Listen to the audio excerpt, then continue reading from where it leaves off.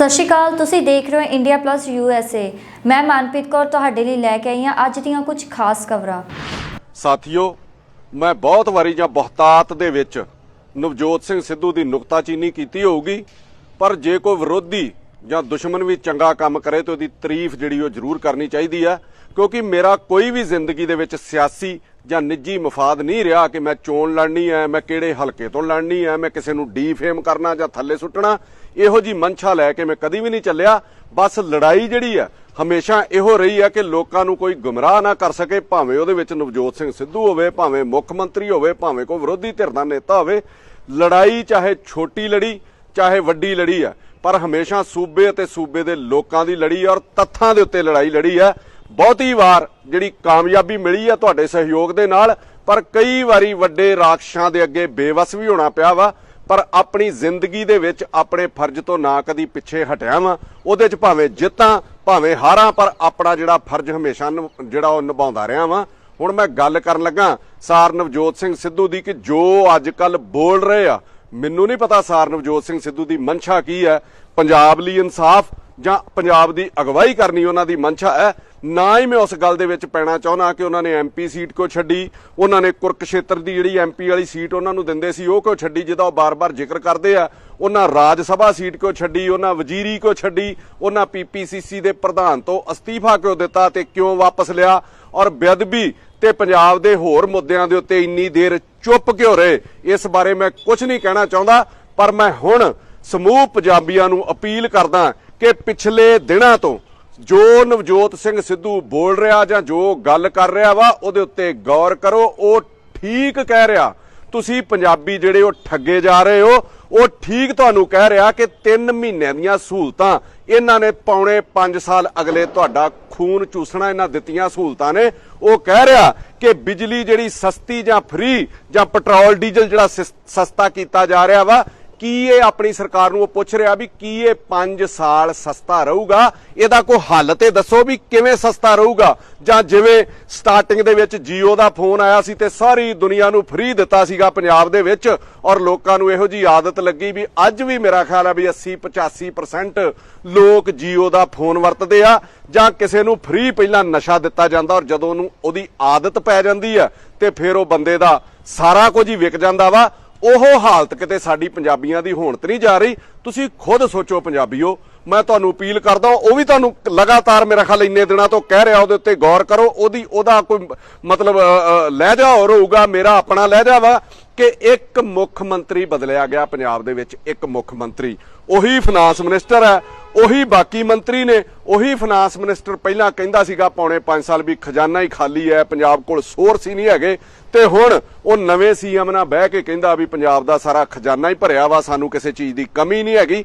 ਅਸੀਂ ਸਾਰੇ ਪੰਜਾਬੀ 2 ਮਹੀਨੇ ਦੀਆਂ ਸਹੂਲਤਾਂ ਦੇਖ ਰਹੇ ਹਾਂ, ਪਰ ਇਹ ਪੁੱਛਣ ਦੀ ਹਿੰਮਤ ਤੇ ਜ਼ੁਰਤ ਅਸੀਂ ਕੋਈ ਵੀ ਨਹੀਂ ਕਰ ਰਿਹਾ ਕਿ ਇੰਨੇ ਘੱਟ ਰੇਟਾਂ ਦੇ ਉੱਤੇ ਤੁਸੀਂ ਬਿਜਲੀ ਦਿਓਗੇ, ਪੈਟਰੋਲ ਦਿਓਗੇ, ਡੀਜ਼ਲ ਦਿਓਗੇ। ਇਹਦਾ ਸੋਰਸ ਕੀ ਆ, ਇਹਦਾ ਸਾਧਨ ਕੀ ਹੈ? ਇਹਨਾਂ ਫ੍ਰੀ ਜਾਂ ਸਸਤੀਆਂ ਦਿੱਤੀਆਂ ਚੀਜ਼ਾਂ ਦੀ ਤੁਸੀਂ ਭਰਪਾਈ ਕਿੱਥੋਂ ਕਰੋਗੇ ਜਾਂ ਸੋਰਸ ਕਿੱਥੋਂ ਰੈਵਨਿਊ ਇਕੱਠਾ ਕਰੋਗੇ? ਇਹ ਕੋ ਵਿਚਾਰ ਕਰ ਰਿਹਾ। ਬਸ ਵਾਹ-ਵਾਹੀ ਕਰੀ ਜਾਈਏ ਕਿ ਬੱਤੀ ਸਸਤੀ ਹੈ, ਬਹੁਤ ਵਧੀਆ ਹੋ ਗਿਆ, ਪੈਟਰੋਲ ਸਸਤਾ ਹੈ, ਬਹੁਤ ਵਧੀਆ ਹੋ ਗਿਆ। 2 ਮਹੀਨੇ ਸਸਤਾ ਲੈ ਕੇ ਤੇ 5 ਸਾਲ ਪੌਣੇ 5 ਸਾਲ ਬਾਅਦ ਅਸੀਂ ਕੀ ਕਰਾਂਗੇ? ਜੇ ਸਰਕਾਰ ਦੀ ਨੀਅਤ ਸਾਫ਼ ਹੈ ਤੇ ਰੈਵਨਿਊ ਦੇ ਉੱਤੇ, ਫਾਈਨਾਂਸ ਦੇ ਉੱਤੇ ਵਾਈਟ ਪੇਪਰ ਜਿਹੜਾ ਸਰਕਾਰ ਜਾਰੀ ਕਰੇ ਵੀ ਆਹ ਸਹੂਲਤ ਜਿਹੜੀ ਅਸੀਂ ਦੇ ਰਹੇ ਹਾਂ, ਸਰਕਾਰ ਦਾ ਇੰਨਾ ਰੈਵਨਿਊ ਵੱਧ ਗਿਆ, ਕਿੱਥੋਂ ਵਧਿਆ, ਕਿਵੇਂ ਵਧਿਆ, ਉਹ ਸਾਰਾ ਕੁਝ ਸਰਕਾਰ ਦੱਸੇ ਤੇ ਫਿਰ ਸਾਨੂੰ ਪੰਜਾਬੀਆਂ ਨੂੰ ਯਕੀਨ ਕਰਨਾ ਚਾਹੀਦਾ ਵੀ ਵਾਕਿਆ ਹੀ ਅਗਲੇ 5 ਸਾਲ ਇਸੇ ਤਰੀਕੇ ਸਰਕਾਰ ਚੱਲੂਗੀ। ਮੈਂ ਪੁੱਛਣਾ ਚਾਹੁੰਦਾ, ਕੀ ਰੇਤ ਮਾਫੀਆ ਟੁੱਟ ਗਿਆ ਵਾ? ਕੀ ਸ਼ਰਾਬ ਮਾਫੀਆ ਟੁੱਟ ਗਿਆ ਵਾ? ਕੀ ਟਰਾਂਸਪੋਰਟ ਮਾਫੀਆ ਟੁੱਟ ਗਿਆ ਵਾ? ਸਵਾਏ ਕਾਲੀਆਂ ਨੂੰ ਛੱਡ ਕੇ ਜੋ ਸਾਨੂੰ ਸੁਪਨੇ ਵਿਖਾ ਰਹੇ ਹੋ ਉਹਨਾਂ ਨੂੰ ਹਕੀਕਤ ਦੇ ਵਿੱਚ ਬਦਲਣ ਦਾ ਸਾਧਨ ਕੀ ਆ ਤੁਹਾਡੇ ਕੋਲ? ਮੈਂ ਮੁੱਖ ਮੰਤਰੀ ਸਾਹਿਬ ਨੂੰ ਪੁੱਛਣਾ ਚਾਹੁੰਦਾ, ਚੰਨੀ ਹੋਣਾ ਨੂੰ, ਕਿ 18 ਨਕਾਤੀ ਪ੍ਰੋਗਰਾਮ ਜਿਹੜਾ ਤੁਸੀਂ ਲੈ ਕੇ ਆਏ ਸੀਗੇ, ਜਿਹੜਾ ਦਿੱਲੀੋਂ ਤੁਸੀਂ ਲਿਆਂਦਾ ਸੀਗਾ, ਤੇ ਜਿਹੜੇ 18 ਨਕਾਤੀ ਪ੍ਰੋਗਰਾਮ ਦੇ ਕਰਕੇ ਕੈਪਟਨ ਅਮਰਿੰਦਰ ਸਿੰਘ ਨੂੰ ਬਦਲਿਆ ਗਿਆ ਸੀਗਾ, ਉਹਦੇ ਵਿੱਚੋਂ ਕਿੰਨੇ ਨੁਕਤੇ ਜਿਹੜੇ ਹੱਲ ਹੋ ਗਏ ਆ, ਕਿੰਨੇ ਨਕਾਤੀ ਪ੍ਰੋਗਰਾਮ ਤੁਸੀਂ ਹੱਲ ਕਰ ਚੁੱਕੇ ਹੋ? ਇਹਦੇ ਉੱਤੇ ਵੀ ਤੁਸੀਂ ਕੋਈ ਆਪਣਾ ਪ੍ਰੈਸ ਨੋਟ ਜਾਂ ਬਰੀਫਿੰਗ ਦਿਓ, ਇਹਦੇ ਉੱਤੇ ਵੀ ਕੋਈ ਵਾਈਟ ਪੇਪਰ ਜਿਹੜਾ ਉਹ ਜਾਰੀ ਕਰੋ, ਤਾਂ ਜੋ ਸਾਨੂੰ ਯਕੀਨ ਹੋ ਸਕੇ ਕਿ ਵਾਕਿਆ ਜੋ ਤੁਹਾਨੂੰ ਦਿੱਲੀ ਤੋਂ ਹਦਾਇਤ ਮਿਲੀ ਸੀਗੀ ਉਹ ਲੋਕਾਂ ਦੀ ਸਹੂਲਤਾਂ ਲਈ ਸੀਗੀ, ਨਾ ਕਿ ਅਗਲੀ ਇਲੈਕਸ਼ਨ ਜਿੱਤਣ ਲਈ ਤੇ ਲੋਕਾਂ ਨੂੰ ਮੂਰਖ ਬਣਾਉਣ ਲਈ ਸੀਗੀ। ਹੱਲ ਹੋਣ ਦੀ ਬਜਾਏ ਮਾਫੀਆ ਟੁੱਟਣ ਦੀ ਬਜਾਏ ਜਿੰਨੀ ਕੁ ਮੈਨੂੰ ਸਮਝ ਆ ਪੰਜਾਬ ਦੀ ਜਾਂ ਜੋ ਮੈਨੂੰ ਲੱਗ ਰਿਹਾ ਤੁਸੀਂ ਸਾਰਾ ਪੰਜਾਬ ਚੰਨੀ ਸਾਹਿਬ ਐਮਐਲਏ ਜਿੰਨੇ ਵੀ ਹੈਗੇ ਉਹਨਾਂ ਦੇ ਹਵਾਲੇ ਕਰ ਦਿੱਤਾ ਕਿ ਆਪਣੀਆਂ ਮਰਜ਼ੀਆਂ ਕਰੋ ਜਿਵੇਂ ਮਰਜ਼ੀ ਲੁੱਟੋ ਮੈਨੂੰ ਤੰਗ ਪਰੇਸ਼ਾਨ ਨਾ ਕਰੋ ਤੇ ਸਿੱਧੂ ਨਾਲ ਜਾ ਕੇ ਮੈਨੂੰ ਖਰਾਬ ਨਾ ਕਰਿਓ ਬਸ ਮੇਰੇ 3 ਮਹੀਨੇ ਕਢਾ ਦਿਓ ਕਿਤੇ ਤੁਹਾਡੀ ਵੀ ਮਨਸ਼ਾ ਇਹੋ ਹੀ ਨਜ਼ਰ ਆ ਰਹੀ ਆ। ਮੈਂ ਤੁਹਾਨੂੰ ਇਹ ਕਹਿਣਾ ਚਾਹੁੰਦਾ ਕਿ ਕੈਪਟਨ ਅਮਰਿੰਦਰ ਸਿੰਘ ਵੇਲੇ ਉਹ ਜਿੱਦਾਂ ਦਾ ਮਰਜ਼ੀ ਸੀਗਾ ਕੈਪਟਨ ਅਮਰਿੰਦਰ ਸਿੰਘ ਵੇਲੇ ਕਮ ਸੇ ਕਮ ਜੇ ਕੋਈ ਮੁੱਦਾ ਜ਼ੋਰ ਸ਼ੋਰ ਨਾਲ ਚੁੱਕਿਆ ਜਾਂਦਾ ਸੀ ਨਾ ਵਿਰੋਧੀਆਂ ਨੂੰ ਭਾਵੇਂ ਉਹਨੂੰ ਮਾੜਾ ਚੰਗਾ ਬੋਲ ਕੇ ਚੁੱਕਿਆ ਜਾਂਦਾ ਸੀਗਾ ਉਹਦੇ ਧਿਆਨ 'ਚ ਲਿਆਂਦਾ ਜਾਂਦਾ ਸੀ ਉਹ ਭਾਵੇਂ ਉਹਨੂੰ ਬਦਨਾਮੀ ਦੇ ਡਰੋਂ ਰੋਕਦਾ ਸੀਗਾ ਜਾਂ ਉਹਦੀ ਸੋਚ ਸਮਝ ਇਹੋ ਜੀ ਸੀ ਕਿ ਇਹਦੇ ਨਾਲ ਮੈਨੂੰ ਕੋਈ ਖਤਰਾ ਵਾ ਜਾਂ ਮੈਨੂੰ ਮੇਰੀ ਸਰਕਾਰ ਜਾਣ ਦਾ ਖਤਰਾ ਵਾ ਉਹਨੂੰ ਰੋਕਣ ਦੀ ਕੋਸ਼ਿਸ਼ ਜ਼ਰੂਰ ਕਰਦਾ ਸੀਗਾ। ਪਰ ਤੁਹਾਡੇ ਰਾਜ ਦੇ ਵਿੱਚ ਕਿਸੇ ਐਮਐਲਏ ਕਿਸੇ ਮੰਤਰੀ ਦੇ ਖਿਲਾਫ ਬੋਲੋ ਤੇ ਮੇਰਾ ਖਿਆਲ ਹੈ ਜਾਨੋਂ ਮਾਰਨ ਤੱਕ ਦੀਆਂ ਧਮਕੀਆਂ ਗਨ ਪੁਆਇੰਟ ਦੇ ਉੱਤੇ ਅਗਲਿਆਂ ਨੂੰ ਚੁੱਪ ਕਰਾਉਣ ਦੀ ਕੋਸ਼ਿਸ਼ ਕੀਤੀ ਜਾਂਦੀ ਆ। ਮੈਂ ਤੁਹਾਨੂੰ ਪੁੱਛਣਾ ਚਾਹੁੰਦਾ ਕਿ ਇਹ ਕਾਂਗਰਸ ਦੀ ਸਰਕਾਰ ਹੈ ਜਾਂ ਪੰਜਾਬ ਤਾਲਿਬਾਨ ਬਣ ਗਿਆ ਵੀ ਇੱਥੇ ਤਾਲਿਬਾਨ ਦਾ ਰਾਜ ਆ ਵੀ ਇੰਨੀ ਖੁੱਲ ਤੁਸੀਂ ਮਤਲਬ ਆਪਣੇ ਐਮਐਲਏ ਮੰਤਰੀਆਂ ਨੂੰ ਦੇ ਦਿੱਤੀ ਵੀ ਆਪਣੀ ਕੁਰਸੀ ਬਚਾਉਣ ਲਈ। ਇਹਦੇ ਨਾਲ ਪੰਜਾਬ ਦਾ ਉਜਾੜਾ ਹੋਣਾ ਵਾ। ਬਹੁਤ ਵੱਡੀਆਂ ਜਿਹੜੀਆਂ ਠੱਗੀਆਂ ਤੇ ਵੱਡੇ ਰਾਖਸ਼ ਜਿਹੜੇ ਪੰਜਾਬ ਦੇ ਸੋਰਸਾਂ ਤੇ ਬੈਠੇ ਨੇ ਚਾਹੇ ਉਹ ਰੇਤ ਹੈ ਚਾਹੇ ਸ਼ਰਾਬ ਹੈ ਅੱਜ ਉਹਦੇ ਵਿੱਚੋਂ ਹੱਲ ਕੀ ਹੋਇਆ। ਇਹਦੇ ਨਾਲ ਮੈਂ ਨਵਜੋਤ ਸਿੰਘ ਸਿੱਧੂ ਨੂੰ ਵੀ ਬੇਨਤੀ ਕਰਦਾ ਕਿ ਰੱਬ ਦਾ ਵਾਸਤਾ ਭਰਾਵਾ ਚੋਣ ਜਿੱਤੀ ਭਾਵੇਂ ਹਾਰੀ ਤੇ ਗਾਇਬ ਨਾ ਹੋਵੀਂ ਜਿੱਦਾਂ ਤੂੰ 2-2 ਸਾਲ ਗਾਇਬ ਹੋ ਜਾਣਾ ਵਾ। ਸਾਡੇ ਵਰਗੇ ਲੋਕਾਂ ਨਾਲੋਂ ਤੈਨੂੰ ਕਿਤੇ ਲੋਕ ਵੱਧ ਸੁਣਦੇ ਆ। ਤੈਨੂੰ ਮਤਲਬ ਜਦੋਂ ਤੂੰ ਲਾਈਵ ਨਾ ਵਾ ਬੜੀ ਦੁਨੀਆ ਤੇਰੀ ਤਾਕ ਲਾ ਕੇ ਬੈਠੀ ਹੁੰਦੀ ਆ ਵੀ ਇਹ ਕੀ ਬੋਲਣ ਲੱਗਾ ਤੇ ਕੀ ਬੋਲੂਗਾ। ਮੈਨੂੰ ਪਹਿਲੀ ਵਾਰੀ आम आदमी पार्टी पंजाब के प्रधान मेरे बड़े भाई भगवंत मान साहब, आम आदमी पार्टी पंजाब के जनरल सेक्रेटरी बरसठ साहब, हमारे सीनियर लीडर कुंवर विजय प्रताप साहब और बैल साहब एक ऐसी शख्सियत जिनका नाम ईमानदारी, नेक नियति और एक ऐसे परिवार के नाम पर मशहूर है जिसने देश को आजाद कराने से लेकर काले अंग्रेज जो आज पंजाब की सत्ता पे काबिज हैं उनसे लोहा लेने तक मशहूर है। मैं ऐसे रमन बहल साहब का अरविंद केजरीवाल जी के परिवार में आम आदमी पार्टी में बाहें फैलाकर बहुत बहुत स्वागत करता हूं। बहल साहब के आने से आम आदमी पार्टी पंजाब को खास करके माझा की धरती पर सियासत में फायदा मिलेगा, लेकिन उसके साथ साथ गुरदासपुर की ये सीट आम आदमी पार्टी की पक्की हो जाएगी, ये मैं विश्वास लेकर जा रहा हूं।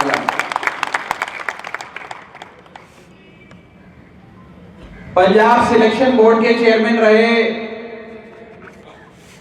कांग्रेस पार्टी में जनरल सेक्रेटरी के पद पे रहे,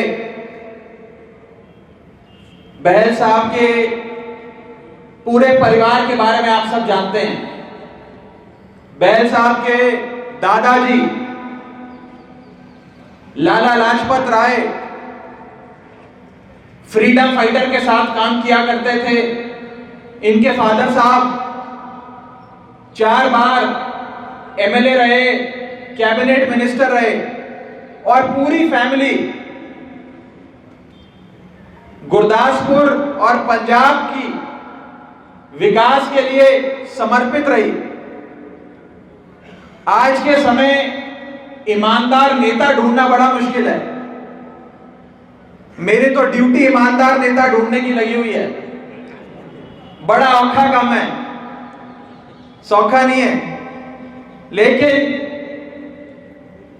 एक ऐसा नेता जिससे ईमानदारी का वादा लिया जा सकता है, जिससे आम आदमी पार्टी के जो उसूल हैं वो मेल खाते हैं, उस नेता का नाम है रमन बहल। मैं बहल साहब का आम आदमी पार्टी में स्वागत करता हूं। और मुझे लगता है कि इस सोने की धरती पंजाब देश का अन्नदाता पंजाब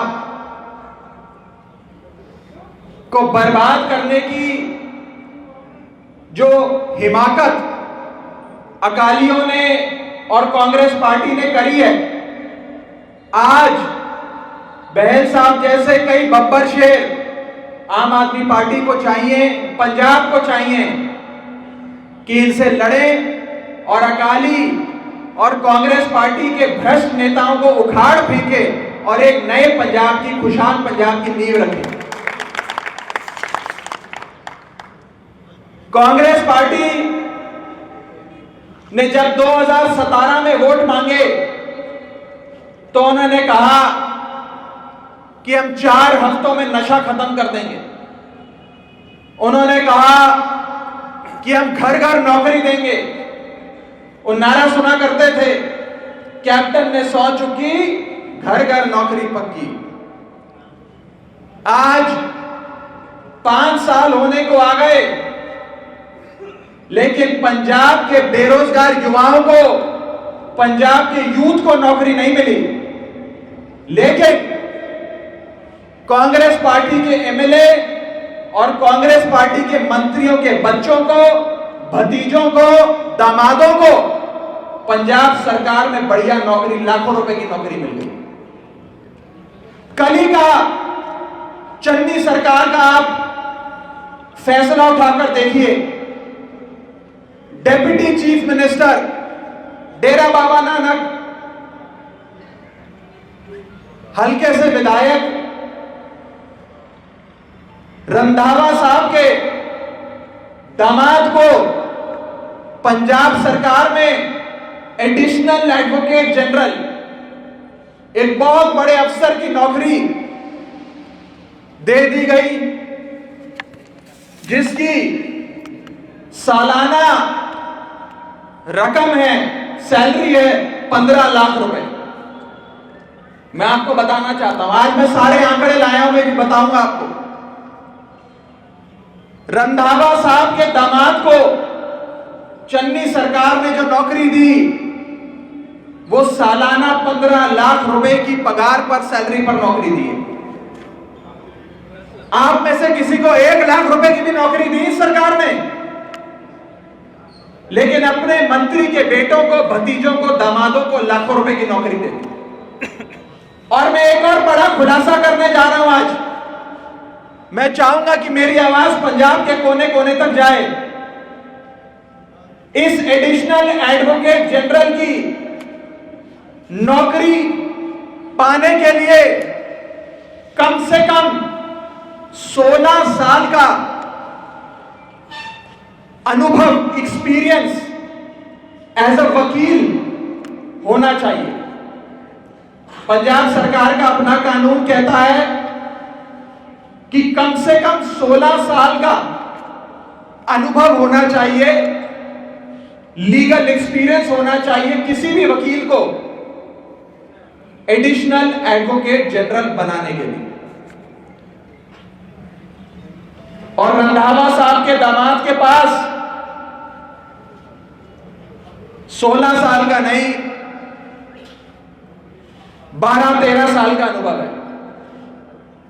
इसका मतलब कानूनी तौर पे, लीगली चन्नी साहब रंधावा साहब के दामाद को नौकरी नहीं दे सकते थे, लेकिन कानून की धज्जियां उड़ाकर, कानून को ताक पे रखकर डिप्टी चीफ मिनिस्टर रंधावा साहब को यह तोहफा पंजाब सूबे के मानयोग मुख्यमंत्री चरणजीत सिंह चन्नी जी ने दे दिया, और 15 लाख रुपए का तोहफा उनके दामाद को एडिशनल एडवोकेट जनरल के तौर पे दे दिया। यह पंजाब के लोगों के जख्मों पे नमक छिड़कने जैसा। पंजाब के आम आदमी के बच्चे को रोजगार नहीं मिलता, जमीनें बेचकर, गहने बेचकर आइल्स करते हैं, विदेशों में जाकर मजदूरी करने को मजबूर हो जाते हैं, और चन्नी सरकार के मंत्रियों को रंधावा साहब के दामादों को, बाजवा साहब के बेटों को नौकरियां दी जाती हैं, सरकारी नौकरियां दी जाती हैं। सारी मलाई ये नेता खाते हैं कांग्रेस के। हम सोचते थे अकाली भ्रष्ट है, कांग्रेस सरकार तो अकालियों के भ्रष्टाचार के रिकॉर्ड को भी तोड़कर आगे निकल गई।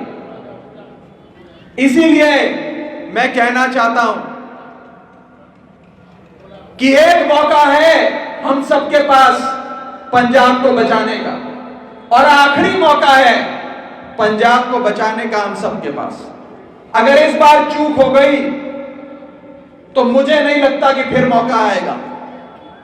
इसलिए एक मौका पंजाब को और एक मौका अरविंद केजरीवाल को आप सबने देना है, ये मैं आपसे मांग करता हूं। और बहल साहब जैसे और भी नेता और भी आगू जिनका दिल मंच ते सुशोभित आम आदमी पार्टी के को in charge spokesperson, national spokesperson Raghav Chadha ji, ते बहुत ही ईमानदार और धड़ल्लेदार ऑफिसर जिन्होंने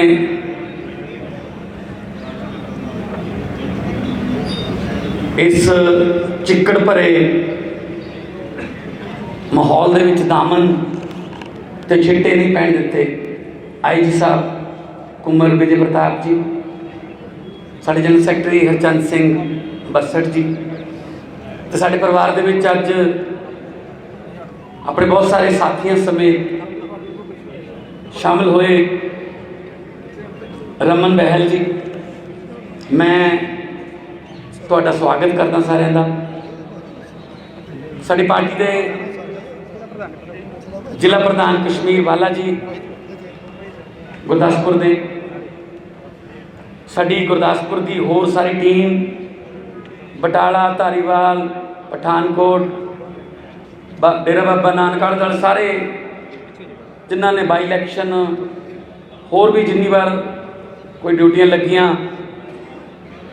पार्टी वास्ते दिन रात काम किया, मैं सारिਆਂ ਦਾ बहुत बहुत धन्यवाद करदा।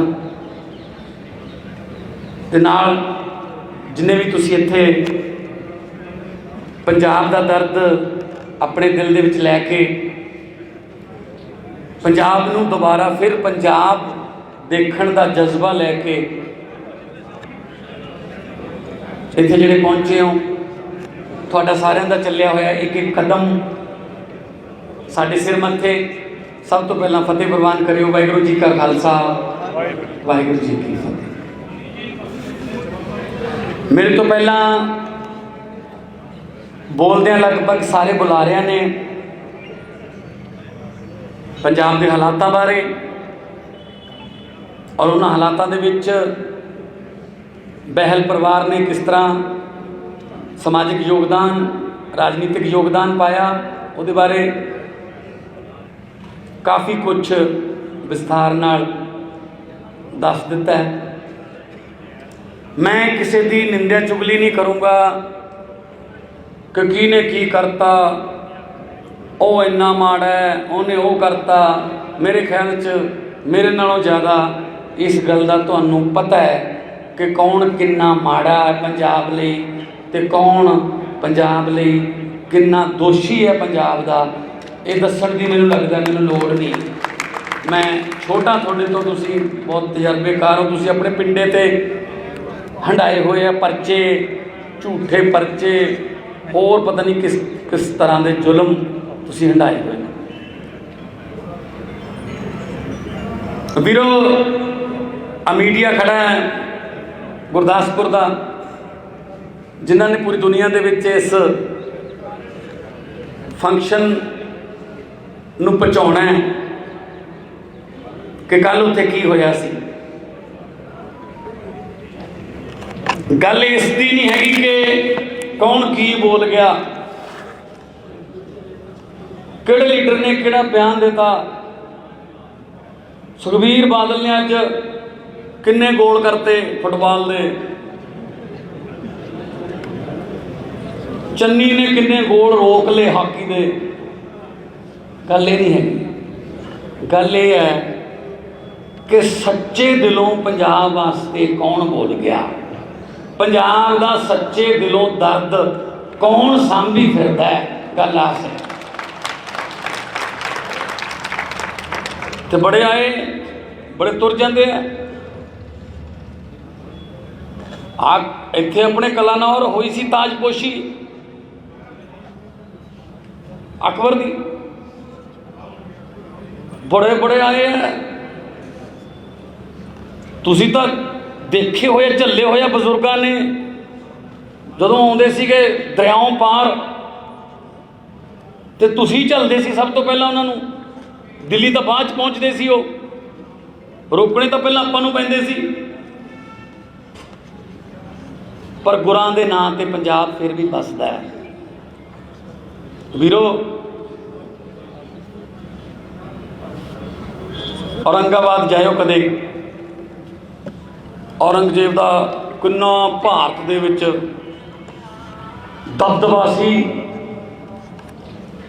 ਔਰੰਗਾਬਾਦ ਉਹਦੀ ਕਬਰ ਹੈ, ਕੋਈ ਦੀਵਾ ਲਾਉਣ ਵਾਲਾ ਹੈ ਨਹੀਂ। ਤੇ ਲੜਾਈ ਕਿਹਦੇ ਨਾਲ ਸੀ? ਮੁੱਠੀ ਭਰ ਸਿੰਘਾਂ ਨਾਲ, ਗੁਰੂ ਗੋਬਿੰਦ ਸਿੰਘ ਜੀ ਨਾਲ।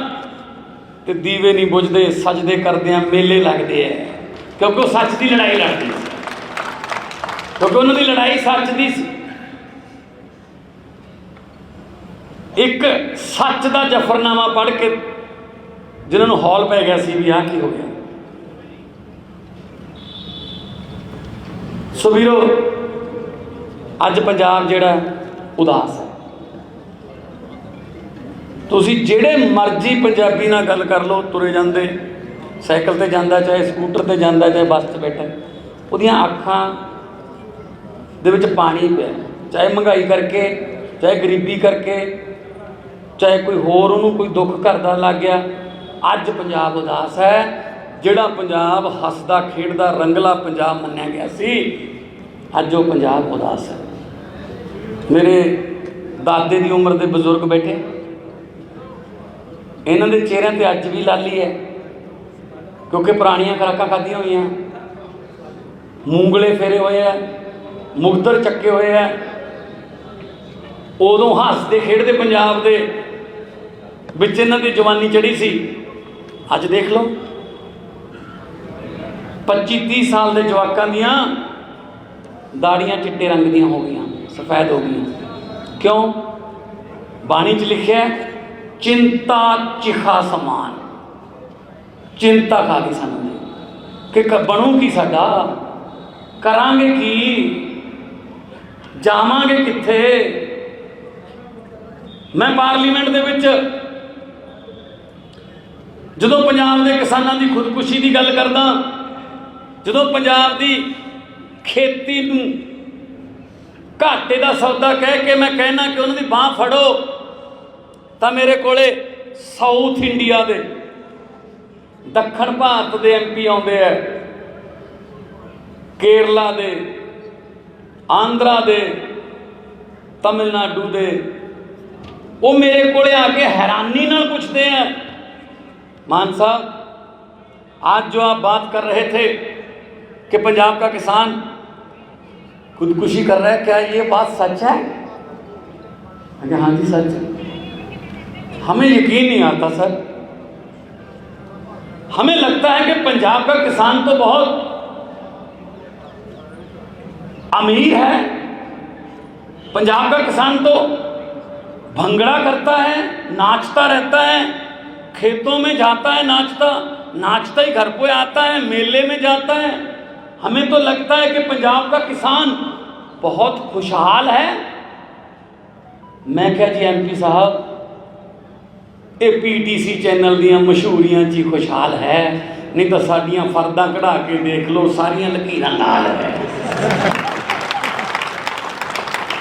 कढ़ लो, थोड़ियां फर्दा कढ़ लेते हैं। ये जिंदाबाद वाली गल नहीं है।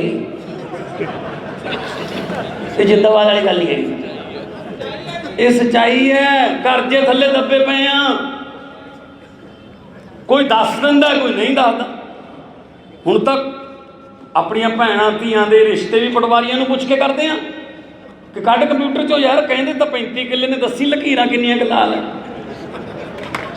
ਸੱਚ ਹੈ ਨਾ, ਆਹ ਸੱਚ ਹੈ। ਸੋ ਵੀਰੋ, ਕਰਜ਼ਈ ਹੋ ਗਏ, ਜੰਮਦਾ ਬੱਚਾ ਹੀ ਕਰਜ਼ਈ ਜੰਮੂਗਾ, ਇਹ ਤਾਂ ਨਹੀਂ ਪੰਜਾਬ ਨੇ ਕਦੇ ਸੋਚਿਆ ਸੀ। ਤੇ ਕਰਜ਼ਈ ਕੀਤੇ ਕਿਹਨੇ ਆ? ਆਪਾਂ ਤਾਂ ਟੈਕਸ ਦਿੰਨੇ ਆ, ਆਪਣੇ ਕਰਕੇ ਤਾਂ ਨਹੀਂ ਕਰਜ਼ਈ ਹੋਏ।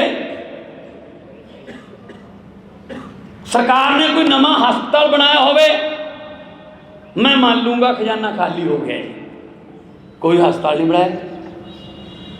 ਸਰਕਾਰ ਨੇ ਕੋਈ ਸਰਕਾਰੀ ਸਕੂਲ ਨਵੇਂ ਬਣਾਏ ਹੋਣ, ਮੈਂ ਮੰਨ ਲੂੰਗਾ ਜੀ ਖਜ਼ਾਨੇ 'ਚੋਂ ਪੈਸਾ ਲੱਗ ਗਿਆ, ਖਜ਼ਾਨਾ ਖਾਲੀ ਹੋ ਗਿਆ। ਕੋਈ ਸਕੂਲ ਨਹੀਂ ਬਣਾਇਆ। ਸਰਕਾਰ ਨੇ ਕੋਈ ਸਰਕਾਰੀ ਕਾਲਜ ਬਣਾਇਆ ਹੋਵੇ, ਯੂਨੀਵਰਸਿਟੀ ਬਣਾਈ ਹੋਵੇ, ਮੰਨ ਲਾਂਗੇ ਜੀ ਕਿ ਜੀ ਪੈਸੇ ਲੱਗ ਗਏ ਇਨਫਰਾਸਟ੍ਰਕਚਰ ਤੇ, ਤਾਂ ਖਜ਼ਾਨਾ ਖਾਲੀ ਹੋ ਗਿਆ। ਹੁਣ ਸਰਕਾਰ ਨੇ ਕੋਈ ਸੜਕ ਬਣਾਈ ਹੋਵੇ, ਆਹ ਜਿਹੜੀਆਂ ਸੜਕਾਂ ਨੇ ਸਰਕਾਰ ਨੇ ਨਹੀਂ ਬਣਾਈਆਂ, ਕੰਪਨੀਆਂ ਦੀਆਂ ਸੜਕਾਂ ਨੇ। ਹਰ 60 ਕਿਲੋਮੀਟਰ ਬਾਅਦ, ਹਰ 40 ਕਿਲੋਮੀਟਰ ਬਾਅਦ ਟੋਲ ਟੈਕਸ ਆਉਂਦਾ, ਉਹ ਪੈਸੇ ਲੈਂਦੇ ਆ, 24 ਘੰਟਿਆਂ ਦੇ ਪੈਸੇ ਲੈਂਦੇ ਆ। ਸਰਕਾਰ ਦੀਆਂ ਥੋੜੀ ਨੇ ਸੜਕਾਂ ਉਹ। ਮੈਂ ਮੰਨ ਲੂੰਗਾ ਕੋਈ ਸੜਕ ਬਣਾਈ ਹੋਵੇ ਵੀ ਖਜ਼ਾਨਾ ਖਾਲੀ ਹੈ ਜੀ, ਤੇ ਤੁਸੀਂ ਕਹੋਗੇ ਯਾਰ ਸਾਨੂੰ ਤਾਂ ਕੋਈ ਟੈਕਸ ਪਿਆ ਨਹੀਂ ਕਦੇ। ਮੁੱਖ ਮੰਤਰੀ ਚਰਨਜੀਤ ਸਿੰਘ ਚੰਨੀ ਨੇ ਸੂਬੇ ਦੇ ਲਗਭਗ 36,000 ਕੱਚੇ ਮੁਲਾਜ਼ਮਾਂ ਨੂੰ ਪੱਕਾ ਕਰਨ ਦਾ ਐਲਾਨ ਕਰਕੇ ਜਿੱਥੇ ਮੁਲਾਜ਼ਮਾਂ ਨੂੰ ਖੁਸ਼ ਕਰ ਦਿੱਤਾ ਹੈ, ਉੱਥੇ ਹੀ ਰੇਤ ਦੀ ਕੀਮਤ ਘਟਾ ਕੇ 5.5 ਰੁਪਏ ਦੇ ਪ੍ਰਤੀ ਕਿਊਬਿਕ ਫੁੱਟ ਤੈਅ ਕਰਕੇ ਆਮ ਲੋਕਾਂ ਨੂੰ ਵੱਡੀ ਰਾਹਤ ਦਿੱਤੀ ਹੈ। ਪੰਜਾਬ ਸਰਕਾਰ ਨੇ ਸੇਵਾ ਮੁਕਤੀ ਤੋਂ ਬਾਅਦ ਵੀ ਵੱਖ-ਵੱਖ ਵਿਭਾਗਾਂ 'ਚ ਕੰਮ ਕਰਦੇ ਮੁਲਾਜ਼ਮਾਂ ਨੂੰ ਫਾਰਗ ਕਰਨ ਦੇ ਹੁਕਮ ਦਿੱਤੇ ਹਨ, ਜਿਸ ਨਾਲ ਨੌਜਵਾਨਾਂ ਨੂੰ ਰੁਜ਼ਗਾਰ ਦੇ ਵੱਧ ਮੌਕੇ ਮਿਲਣਗੇ। ਪੰਜਾਬ ਸਰਕਾਰ ਪੰਜਾਬ ਦੇ ਆਮ ਲੋਕਾਂ ਦੀ ਸਰਕਾਰ ਹੈ ਤੇ ਹਰ ਆਮ ਨਾਗਰਿਕ ਨੂੰ, ਚਾਹੇ ਉਹ ਕਿਸੇ ਵਰਗ ਦਾ, ਉਹਨਾਂ ਨੂੰ ਬਰਾਬਰਤਾ ਦੇ ਹੱਕ ਤੇ ਉਹਨਾਂ ਨੂੰ ਸਹੂਲਤਾਂ ਪ੍ਰਦਾਨ ਪੰਜਾਬ ਸਰਕਾਰ ਵੱਲੋਂ ਕੀਤੀਆਂ ਜਾ ਰਹੀਆਂ, ਕਿਉਂਕਿ ਪੰਜਾਬ ਦੇ ਲੋਕਾਂ ਦੀ ਸਰਕਾਰ ਹੈ। ਕਰਮਚਾਰੀਆਂ ਦਾ ਵਿਸ਼ਵਾਸ ਸਰਕਾਰ ਦੇ ਵਿੱਚ ਹੋਣਾ ਚਾਹੀਦਾ ਹੈ। ਉਹਦੇ ਵਾਸਤੇ ਅਸੀਂ ਕਰਮਚਾਰੀਆਂ ਦੇ ਪਹਿਲਾਂ ਡੀਏ ਵੀ ਦਿੱਤੇ ਹੈ, ਉਹਨਾਂ ਨੇ ਹੜਤਾਲ ਵਾਪਸ ਲਈ ਹੈ, ਉਹਦੇ ਲਈ ਉਹਨਾਂ ਦਾ ਧੰਨਵਾਦੀ ਹਾਂ। ਤੇ ਅੱਜ ਇੱਕ ਅਹਿਮ ਫੈਸਲਾ ਕਰਕੇ ਪੰਜਾਬ ਸਰਕਾਰ ਦੀ ਕੈਬਨਿਟ ਨੇ 36,000 ਇੰਪਲਾਈਜ਼ ਨੂੰ ਪੱਕੇ ਕਰਨ ਦਾ ਫੈਸਲਾ ਕੀਤਾ ਹੈ। ਇਹਦੀ ਡਿਟੇਲਸ ਅਸੀਂ ਵਿਧਾਨ ਸਭਾ ਦੇ ਵਿੱਚ ਇੱਕ ਬਿੱਲ ਦੇ ਰਾਹੀਂ ਲਿਆ ਕੇ ਤੁਹਾਨੂੰ ਦੇਵਾਂਗੇ। ਸੋ ਇਹ ਕਰਮਚਾਰੀਆਂ ਲਈ ਇੱਕ ਬਹੁਤ ਬੜਾ ਤੋਹਫਾ ਹੈ ਕਿ ਅਸੀਂ 36,000 ਕਰਮਚਾਰੀਆਂ ਨੂੰ ਪੱਕਾ ਕਰਨ ਜਾ ਰਹੇ ਹਾਂ। ਇਸ ਦੇ ਨਾਲ ਹੀ ਪੰਜਾਬ ਦੇ ਵਿੱਚ ਜਿਹੜੇ ਡੀਸੀ ਰੇਟ ਹੈ ਉਹ ਘੱਟ ਹੈ, ਜਿਹਦੇ ਨਾਲ ਤਨਖਾਹਾਂ ਘੱਟ ਮਿਲ ਰਹੀਆਂ। ਪੰਜਾਬ ਸਰਕਾਰ ਨੇ ਇਕੱਲੇ ਸਰਕਾਰੀ ਕਰਮਚਾਰੀਆਂ ਦੇ ਨਹੀਂ, ਪ੍ਰਾਈਵੇਟ ਦੇ ਵੀ ਮਿਨੀਮਮ ਵੇਜ ਹੈ ਜਿਹੜੇ, ਉਹ ਵਧਾਉਣ ਦਾ ਫੈਸਲਾ ਕੀਤਾ ਹੈ ਤੇ 415 ਰੁਪਏ 99 ਪੈਸੇ ਪੰਜਾਬ ਸਰਕਾਰ ਜਿਹੜਾ ਰੇਟ ਹੈ 1 ਮਾਰਚ 2020 ਤੋਂ ਪਿੱਛੇ ਤੋਂ ਵਧਾਉਣ ਜਾ ਰਹੀ ਹੈ। ਵਧਾ ਦਿੱਤੇ, ਮਤਲਬ ਕੈਬਨਿਟ 'ਚ ਪਾਸ ਹੋ ਗਿਆ ਹੈ ਤੇ ਇਹਦੇ ਨਾਲ 1 ਮਾਰਚ ਤੋਂ ਲੈ ਕੇ ਅੱਜ ਤੱਕ ਦੇ ਡੀਸੀ ਰੇਟ ਮਿਨੀਮਮ ਵੇਜ ਹੈ ਜਿਹੜੇ, ਉਹਦੇ ਬਕਾਏ ਵੀ ਮਿਲਣਗੇ ਤੇ ਅੱਗੇ ਨੂੰ ਵੀ ਜਿਹੜਾ 415 ਰੁਪਈਆ ਰੇਟ ਹੈ ਮਿਨੀਮਮ ਵੇਜ ਹੈ ਉਹ ਵੱਧ ਜਾਏਗਾ। ਇਹਦੇ ਨਾਲ ਆਊਟਸੋਰਸ ਖਾਸ ਤੌਰ ਤੇ ਜਿਹੜੇ ਜਿੰਨੇ ਮੁਲਾਜ਼ਮ ਹੈ ਜਾਂ ਫੈਕਟਰੀਆਂ ਦੇ ਵਿੱਚ ਜਿੰਨੇ ਮੁਲਾਜ਼ਮ ਲੱਗੇ ਹੋਏ ਆ, ਕੰਮ ਕਰਦੇ ਆ, ਪ੍ਰਾਈਵੇਟ ਕੰਮ ਕਰਦੇ ਆ, ਉਹਨਾਂ ਨੂੰ ਫਾਇਦਾ ਹੋਏਗਾ। ਜਿਹੜੀ ਸਾਡੀ ਸੋਚ ਸੀ ਕਿ ਬਹੁਤ ਘੱਟ ਤਨਖਾਹ ਮਿਲਦੀ ਹੈ, ਉਸ ਨੂੰ ਅਸੀਂ ਆਪਣੀ ਨੂੰ ਅੱਗੇ ਵਧਾ ਕੇ ਤਨਖਾਹ ਵਧਾਈ ਹੈ। ਪੰਜਾਬ ਦੇ ਵਿੱਚ ਹਮੇਸ਼ਾ ਇਹ ਗੱਲ ਰਹੀ ਹੈ ਕਿ ਰੇਤ ਮਾਫੀਏ ਦਾ ਰਾਜ ਹੈ। ਤੁਸੀਂ ਕਿਸੇ ਦਰਿਆ ਤੇ ਚਲੇ ਜਾਓ, ਪਹਿਲਾਂ ਜਿਹੜਾ ਰੇਤਾ 16 ਰੁਪਏ ਤੋਂ ਲੈ ਕੇ 22 ਰੁਪਏ ਤੱਕ ਨਦੀ ਜਾਂ ਦਰਿਆਵਾਂ ਦੇ ਵਿੱਚ ਵਿਕਦਾ ਸੀ, ਹਾਲਾਂਕਿ ਰੇਟ 9 ਰੁਪਏ ਸੀ। ਅੱਜ ਸਰਕਾਰੀ ਰੇਟ 9 ਰੁਪਏ ਹੈ। ਐਸੀ ਆਪਣੀ ਸਰਕਾਰ ਆਉਣ ਤੋਂ ਬਾਅਦ ਬਿਲਕੁਲ ਸਿੱਧਾ ਕਰਤਾ ਕੰਮ। ਤੁਸੀਂ ਕਿਸੇ ਦਰਿਆ ਤੇ ਚਲੇ ਜਾਓ, ਅੱਜ 9 ਰੁਪਏ ਰੇਟਾ ਮਿਲ ਰਿਹਾ, ਲੇਕਿਨ ਇਹ ਵੀ ਮਹਿੰਗਾ ਹੈ। ਇਸ ਕਰਕੇ ਅੱਜ ਅਸੀਂ ਫੈਸਲਾ ਕੀਤਾ ਹੈ ਕਿ ਹਰ ਦਰਿਆ ਜਾਂ ਖੱਡ ਤੇ ਰੇਤੇ ਦਾ ਰੇਟ 5 ਰੁਪਏ 50 ਪੈਸੇ ਹੋਏਗਾ। ਇਹਦੇ ਵਿੱਚ ਇਹ ਵੀ ਸਰਕਾਰ ਦੇ ਸਾਰੇ ਪੈਸੇ ਨਹੀਂ ਹੈ ਜਾਂ ਠੇਕੇਦਾਰ ਦੇ ਨਹੀਂ ਹੈ। ਇਹਦੇ ਵਿੱਚ ਜ਼ਿਮੀਂਦਾਰ ਜਿਹਦੀ ਜ਼ਮੀਨ ਦਰਿਆ, ਕਿਉਂਕਿ ਦਰਿਆ ਹੈ ਜਿਹੜਾ ਉਹ 90% ਜਾਂ 80% ਜ਼ਿਮੀਂਦਾਰਾਂ ਦਾ ਹੈ, ਉਹਦੀ ਮਾਲਕੀਤ ਜ਼ਿਮੀਂਦਾਰਾਂ ਦੀ ਹੈ। ਜਿਹਦੀ ਜ਼ਮੀਨ ਆ ਉਹ ਵੀ ਪੈਸੇ ਭਾਲਦਾ ਹੈ, ਉਹਨੂੰ ਵੀ ਪਹਿਲਾ ਰੇਟ ਮਿਲਦਾ ਹੈ। ਇਹਦੇ ਜ਼ਿਮੀਂਦਾਰ ਦੇ ਪੈਸੇ ਵੀ ਹੋਣਗੇ, ਇਹਦੇ ਵਿੱਚ ਭਰਾਈ ਵੀ ਹੋਏਗੀ। ਜਿਹੜੀ ਭਰਾਈ ਆ ਉਹ ਵੀ 5.5 ਰੁਪਏ 'ਚ ਹੋਏਗੀ। ਜਿਹੜਾ ਠੇਕੇਦਾਰ ਹੈ ਉਹ ਰਸਤਾ ਬਣਾ ਕੇ ਦੇਗਾ, ਗੱਡੀ ਕੋਈ ਫਸ ਗਈ ਉਹਨੂੰ ਕੱਢੇਗਾ, ਸਾਰਾ ਕੰਮ ਉਹਦਾ ਹੋਏਗਾ, ਸਿਸਟਮ ਉਹ ਚਲਾਏਗਾ, ਕੰਡਾ ਉਹ ਲਗਾਏਗਾ, ਭਰਤੀ ਉਹ ਕਰੇਗਾ। ਇਹ ਸਾਰਾ ਕੁਝ ਵਿੱਚੇ ਜ਼ਮੀਨ ਦੇ ਪੈਸੇ, ਵਿੱਚੇ ਭਰਾਈ, ਵਿੱਚੇ ਸਦਾਈ, ਸਾਰਾ ਕੁਝ 5.5 ਰੁਪਏ 'ਚ, ਜਿਹੜਾ 9 ਰੁਪਏ 'ਚ ਪਹਿਲਾਂ ਮਿਲਦਾ ਸੀ। ਸਰਕਾਰੀ ਰੇਟ 9 ਸੀ, ਪਰ 16 ਤੋਂ 22 ਰੁਪਏ ਤੱਕ ਪਹਿਲਾਂ ਵਿਕਦਾ ਰਿਹਾ। ਪਹਿਲਾਂ ਮੈਂ ਐਕਸਪੈਰੀਮੈਂਟ ਕੀਤਾ ਕਿ ਕਿਆ ਜੇ ਮੈਂ ਮੁੱਖ ਮੰਤਰੀ ਬਣ ਗਿਆ, ਸਾਡੀ ਸਰਕਾਰ ਨਵੀਂ ਆ ਗਈ, ਕਾਂਗਰਸ ਦੀ ਸਰਕਾਰ ਆਈ ਦੁਬਾਰ ਦੇ ਤੋਂ, ਕਿਆ ਮੈਂ ਇਹ ਕਰ ਸਕਦਾ ਕਿ 9 ਰੁਪਏ ਪਰ ਵਿਕੇ। ਇਹ ਮੈਂ ਟੈਸਟ ਕੀਤਾ। ਉਹਦੇ ਵਾਸਤੇ ਸਾਰੇ ਐਸਐਸਪੀ ਡੀਸੀਆਂ ਨੂੰ ਬੁਲਾ ਕੇ ਮੀਟਿੰਗ ਕਰਕੇ ਕਿਹਾ ਕਿ ਜਾਂ ਮੈਂ ਨਹੀਂ ਹੈ ਜਾਂ 9 ਰੁਪਏ ਰੇਤਾ ਨਹੀਂ ਹੈ। ਅੱਜ ਕੋਈ ਪੰਜਾਬ ਦਾ ਬੰਦਾ ਹੱਥ ਖੜਾ ਕਰਕੇ ਕਹਦੇ ਕਿ ਦਰਿਆ ਤੇ 9 ਰੁਪਏ ਨਹੀਂ ਵਿਕਦਾ ਤਾਂ ਮੈਂ ਜ਼ਿੰਮੇਵਾਰ, ਲੇਕਿਨ ਕੱਲ ਤੋਂ 5.5 ਰੁਪਏ ਵਿਕੇਗਾ। ਉਹਦੇ ਵਿੱਚ ਅਸੀਂ ਬਿਜਲੀ ਸਮਝੌਤਿਆਂ ਬਾਰੇ ਬਿੱਲ ਲੈ ਕੇ ਆਵਾਂਗੇ, ਕਿਸਾਨਾਂ ਬਾਰੇ ਜਿਹੜੇ ਕਾਲੇ ਕਾਨੂੰਨ ਬੜੇ ਹੈ ਉਹਦੇ ਬਾਰੇ ਵਿੱਚ ਰੈਜੂਲੇਸ਼ਨ ਤੇ ਕੁਝ ਬਿੱਲ ਆਉਣਗੇ। ਇਸ ਦੇ ਨਾਲ ਹੀ ਜਿਹੜਾ 50 ਕਿਲੋਮੀਟਰ ਅੰਦਰ BSF ਆਉਣ ਦਾ ਫੈਸਲਾ ਹੈ, ਉਹਦੇ ਬਾਰੇ ਵਿੱਚ ਵੀ ਅਸੀਂ ਇਹ ਵਿਧਾਨ ਸਭਾ ਦੇ ਵਿੱਚ ਇਹ ਮਸਲਾ ਰੱਖਾਂਗੇ ਤੇ ਇਹਦੇ ਬਾਰੇ ਰੈਜੂਲੇਸ਼ਨ ਲੈ ਕੇ ਆਵਾਂਗੇ। ਸੋ ਮੈਂ ਧੰਨਵਾਦੀ ਹਾਂ ਆਪਣੇ ਮੰਤਰੀ ਸਾਹਿਬਾਨ ਦਾ, ਸਾਡੀ ਪਾਰਟੀ ਦੇ ਪ੍ਰਧਾਨ ਸਾਹਿਬ ਵੀ ਸਾਡੇ ਵਿਚਕਾਰ ਆਏ ਹੈ, ਉਹਨਾਂ ਦਾ ਵੀ ਮੈਂ ਸਵਾਗਤ ਵੀ ਕਰਦਾ, ਉਹਨਾਂ ਦਾ ਧੰਨਵਾਦ ਵੀ ਕਰਦਾ। ਤੇ ਹੁਣ ਮੈਂ ਪ੍ਰਧਾਨ ਜੀ ਨੂੰ ਬੇਨਤੀ ਕਰਾਂਗਾ।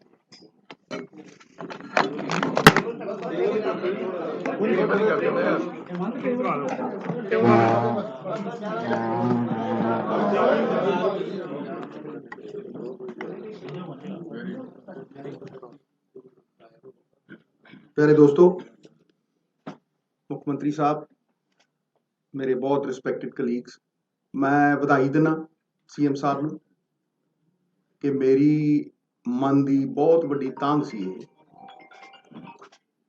ਕਿ ਰੇਤੇ ਦੇ ਰੇਟ ਫਿਕਸ ਹੋਣ। ਮੈਂ ਪਹਿਲੇ ਦਿਨ ਤੋਂ ਕਹਿਣਾ, ਜਿਸ ਦਿਨ ਰੇਤੇ ਦੇ ਰੇਟ ਫਿਕਸ ਹੋਣਗੇ ਮਾਫੀਆ ਉਸੇ ਦਿਨ ਮਰ ਜਾਏਗਾ। ਅਗਰ ਤੁਸੀਂ ਸ਼ਰਾਬ ਵੀ ਵੇਚਦੇ ਹੋ, ਬੋਤਲ ਦੇ ਉੱਤੇ ਰੇਟ ਹੁੰਦਾ।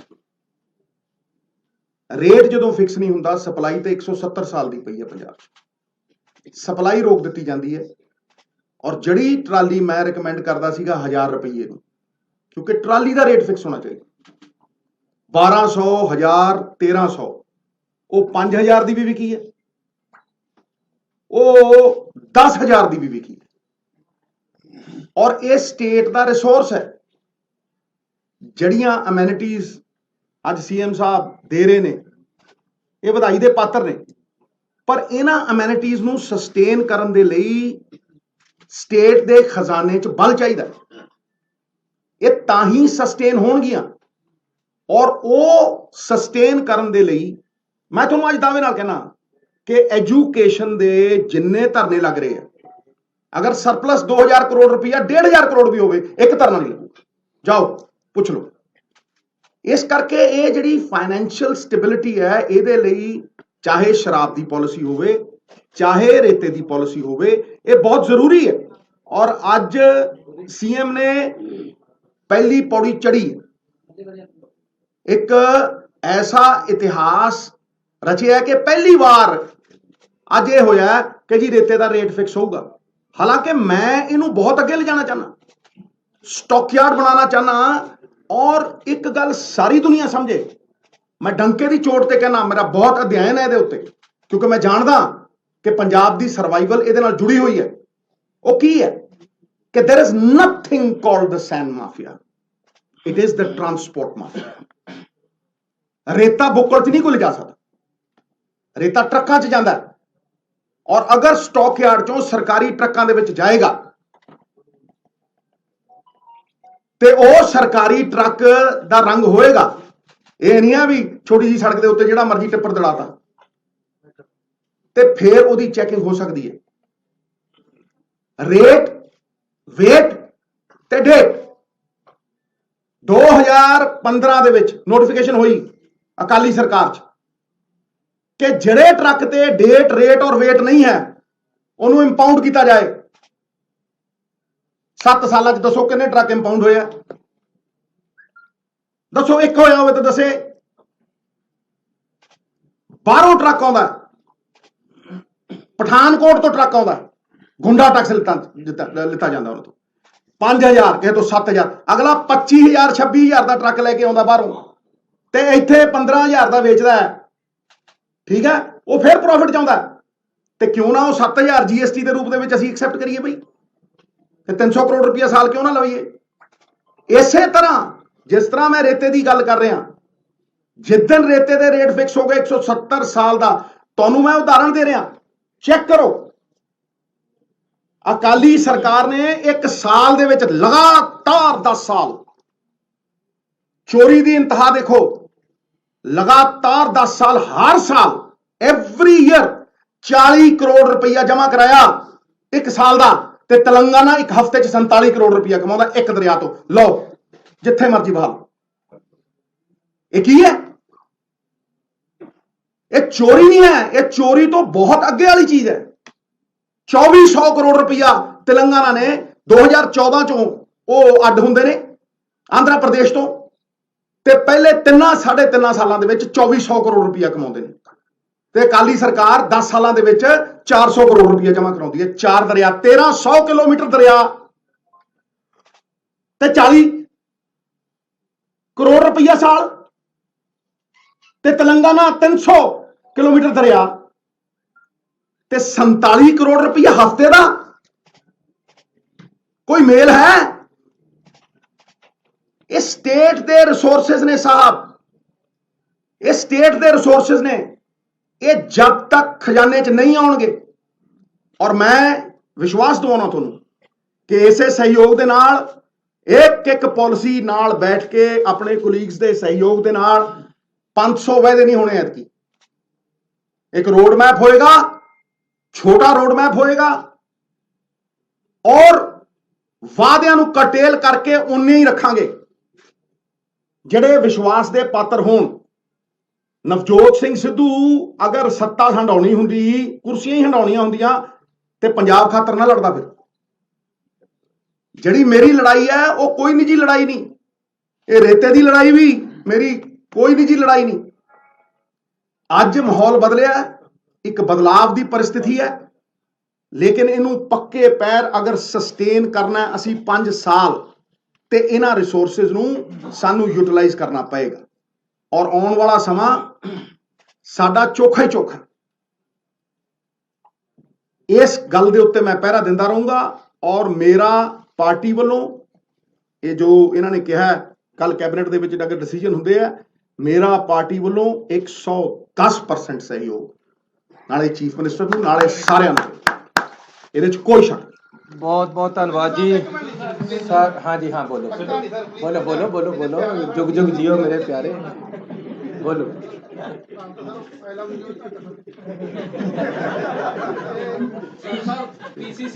जे प्रेस ते सरकार ते ओपोजिशन ਸਾਰੇ ਜਾਣੇ ਸੂਬੇ ਵਾਸਤੇ ਤਕੜੇ ਹੋ ਕੇ ਕੰਮ ਕਰੀਏ। ਤੁਸੀਂ ਚੌਥਾ ਪਿੱਲਰ ਹੋ, ਤੁਹਾਡੇ ਸਹਿਯੋਗ ਔਰ ਤੁਹਾਡੀਆਂ ਜਿਹੜੀਆਂ ਆਲੋਚਨਾਵਾਂ ਦੋਨੋਂ ਚਾਹੀਦੀਆਂ, ਕਿਉਂਕਿ ਤੁਸੀਂ ਆਲੋਚਨਾ ਨਹੀਂ ਕਰੋਗੇ ਮੈਨੂੰ ਸਮਝ ਨਹੀਂ ਆਏਗੀ ਕਿ ਮੈਂ ਕਿੱਥੇ ਗਲਤ ਹੈ। ਮੈਂ ਆਲੋਚਨਾ ਨੂੰ ਹਮੇਸ਼ਾ ਵੈਲਕਮ ਕਰਦਾ। ਇਹ ਠੀਕ ਹੈ ਕਿ ਸਾਡੇ ਕੰਮ ਦੇ ਵਿੱਚ ਆਲੋਚਨਾ ਹੈ ਨਹੀਂ ਹੋ ਰਹੀ। ਇਹ ਗੱਲ ਜ਼ਰੂਰ ਹੈ, ਤੁਹਾਡੇ ਕੋਲ ਸਮਾਂ ਬੜਾ ਘੱਟ ਹੈ। ਸਿੱਧੂ ਸਾਹਿਬ ਵੀ ਬੜਾ ਕਹਿੰਦੇ ਕਦੀ ਲੱਗਦਾ ਆਪੋਜੀਸ਼ਨ ਦਾ ਰੋਲ ਨਿਭਾ ਰਹੇ, ਕਦੀ ਕਰਨਾ ਚਾਹੀਦਾ। ਪਾਰਟੀ ਸੁਪਰੀਮ ਹੈ, ਪਾਰਟੀ ਦੀਆਂ ਆਈਡੀਓਲੋਜੀ ਨੂੰ ਅਸੀਂ ਇੰਪਲੀਮੈਂਟ ਕਰਨਾ, and we are here to implement their ideology. ਕੋਈ ਹੈ ਨਹੀਂ ਉਹਨਾਂ ਨੇ ਸਰਕਾਰੀ ਸਰ। ਇੱਕ ਤਾਂ ਜਿਹੜੀ ਮਾਫੀਆ ਦੀ ਗੱਲ ਚੱਲਦੀ ਪਈ ਹੈ, ਮੈਂ ਫਿਰ ਨਾਮ ਵੀ ਲੈ ਦਿੰਦਾ ਕਿ ਰੋਪੜ ਦੇ ਵਿੱਚ ਸਰ ਕਈ ਖੱਡਾਂ ਇਦਾਂ ਕੋਈ ਰੋਪੜ ਦੇ ਵਿੱਚ ਆ, ਬਾਕੀ ਹੈ ਜਿਹੜੀ ਲੀਗਲਾਈਜ਼ ਖੱਡ ਹੈ ਉਹ ਚੱਲਦੀ ਨਹੀਂ ਹੈ। ਜਿਹੜੇ ਪੋਲੀਟੀਸ਼ੀਅਨ ਹੈ ਜਾਂ ਸਤਿ ਸ਼੍ਰੀ ਅਕਾਲ ਜੀ। ਸਭ ਤੋਂ ਪਹਿਲਾਂ ਸਾਰਿਆਂ ਨੂੰ ਤੁਹਾਡਾ ਸਭ ਦਾ ਬਹੁਤ ਬਹੁਤ ਧੰਨਵਾਦ ਕਿ ਤੁਸੀਂ ਇੱਥੇ ਆਏ ਆਪਦੇ ਸਮੇਂ ਚੋਂ ਸਮਾਂ ਕੱਢ ਕੇ। ਅੱਜ ਦਾ ਜਿਹੜਾ ਪ੍ਰੈਸ ਕਾਨਫਰੰਸ ਕਰਨ ਦਾ ਮਕਸਦ ਹੈ ਉਹ ਇਹ ਹੈ ਕਿ ਜੋ ਪਿਛਲੇ ਸਮੇਂ ਦੌਰਾਨ ਟਰਾਂਸਪੋਰਟ ਮਾਫੀਆ ਜਿਹਨੂੰ ਕਿਹਾ ਜਾਂਦਾ ਸੀ, ਉਹਦੇ ਕਰਕੇ ਜਿਹੜਾ ਟਰਾਂਸਪੋਰਟ ਦਾ ਸਾਡੇ ਮਹਿਕਮੇ ਦਾ ਨੁਕਸਾਨ ਹੋਇਆ, ਉਹਦੇ ਕੀ ਕਾਰਨ ਸਨ, ਉਹ ਕਿਉਂ ਹੋਇਆ, ਤੇ ਅੱਜ ਦੀ ਜਿਹੜੀ ਸਾਡਾ ਜਿਹੜਾ ਰੈਵਨਿਊ 'ਚ ਜਿਹੜਾ ਵਾਧਾ ਹੋਇਆ ਹੁਣ ਤੱਕ ਇਹ ਮਹੀਨੇ ਦੇ ਅੰਦਰ ਉਹਦੇ ਬਾਰੇ ਤੁਹਾਨੂੰ ਅੱਜ ਜਾਣਕਾਰੀ ਦੇਣ ਵਾਸਤੇ ਇੱਥੇ ਸੱਦਿਆ ਹੈ। ਤੁਹਾਨੂੰ ਪਤਾ ਹੀ ਹੈ ਕਿ ਸਾਰਿਆਂ ਨੇ ਅਹਿਮਦ ਸ਼ਾਹ ਅਬਦਾਲੀ ਦਾ ਨਾਮ ਠੀਕ ਸੁਣਿਆ ਹੋਣਾ ਹੈ। ਅਹਿਮਦ ਸ਼ਾਹ ਅਬਦਾਲੀ ਦਾ ਨਾਮ ਸੁਣਿਆ ਹੋਣਾ ਹੈ ਸਾਰਿਆਂ ਨੇ, ਜਿਨ੍ਹਾਂ ਨੇ ਪੰਜਾਬ ਨੂੰ 7 ਵਾਰ ਲੁੱਟਿਆ। ਲੇਕਿਨ ਮੈਨੂੰ ਲੱਗਦਾ ਹੈ ਕਿ ਅੱਜ ਜੇ ਅਹਿਮਦ ਸ਼ਾਹ ਅਬਦਾਲੀ ਜਿੰਦਾ ਹੁੰਦੇ ਤਾਂ ਉਹਨੂੰ ਵੀ ਜਿਹੜੀ ਲੁੱਟ ਹੈ ਮਾਫੀਆ ਦੇ ਵਿੱਚ ਹੋਈ, ਟਰਾਂਸਪੋਰਟ ਮਾਫੀਆ, ਕਿਤੇ ਨਾ ਕਿਤੇ ਉਹਨਾਂ ਨੇ ਵੀ ਸ਼ਰਮ ਮਹਿਸੂਸ ਕਰਨੀ ਸੀ ਕਿ ਇਹ ਤਾਂ ਮੇਰੀ ਤਾਂ ਕੋਈ ਲੁੱਟ ਹੀ ਨਹੀਂ ਹੈ, ਜੋ ਮੇਰੇ ਤੋਂ ਵੀ ਵੱਡੇ ਇਹਨਾਂ ਅਹਿਲਕਾਰਾਂ ਨੇ। ਔਰ ਖਾਸ ਕਰਕੇ ਅਹਿਮਦ ਸ਼ਾਹ ਅਬਦਾਲੀ ਨੂੰ ਤਾਂ ਲੁੱਟ ਦੇ ਨਾਮ ਨਾਲ ਜਾਣਿਆ ਜਾਂਦਾ ਸੀ ਕਿ ਉਹ ਕਦੇ ਸੋਮਨਾਥ ਮੰਦਿਰ ਲੁੱਟਦਾ ਸੀ, ਕਦੇ ਪੰਜਾਬ ਲੁੱਟਦਾ ਸੀ, ਕਦੇ ਕੁਛ ਲੁੱਟਦਾ ਸੀ। ਲੇਕਿਨ ਜਿਨ੍ਹਾਂ ਲੋਕਾਂ ਨੂੰ ਪੰਜਾਬ ਦਾ ਰਖਵਾਲਾ ਬਣਾ ਕੇ ਭੇਜਿਆ ਗਿਆ, ਪੰਜਾਬ ਦੇ ਰਾਖੇ ਬਣਾ ਕੇ ਭੇਜਿਆ ਗਿਆ,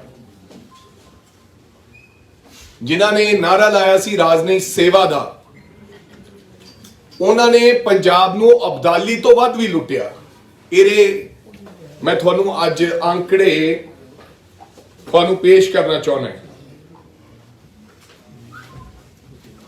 ਤੇ ਹੋ ਸਕਦਾ ਹੈ ਅਹਿਮਦ ਸ਼ਾਹ ਅਬਦਾਲੀ ਇਹ ਮਹਿਸੂਸ ਕਰਦਾ ਹੋਵੇ, ਜੇ ਕਿਤੇ ਕੋਈ ਉਹਨਾਂ ਦੀ ਰੂਹ ਭਟਕਦੀ ਹੋਵੇ, ਕਿ ਮੈਨੂੰ ਤਾਂ ਪੰਜਾਬ ਆਉਣਾ ਹੀ ਨਹੀਂ ਚਾਹੀਦਾ ਸੀ, ਉੱਥੇ ਤਾਂ ਮੇਰੇ ਤੋਂ ਵੱਡੇ ਅਬਦਾਲੀ ਬੈਠੇ ਹੈ ਜੀ। ਸੋ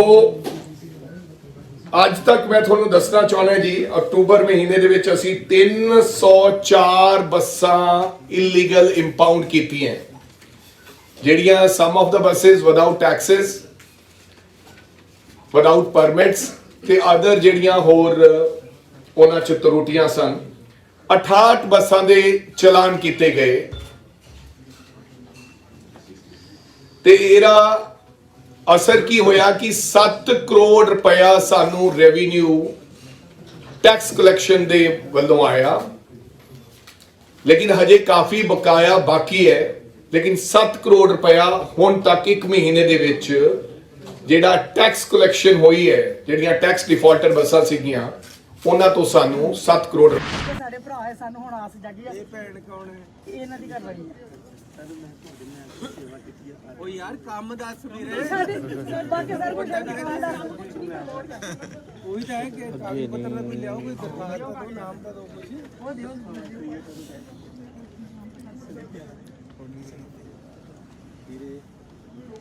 ਆ ਜਾ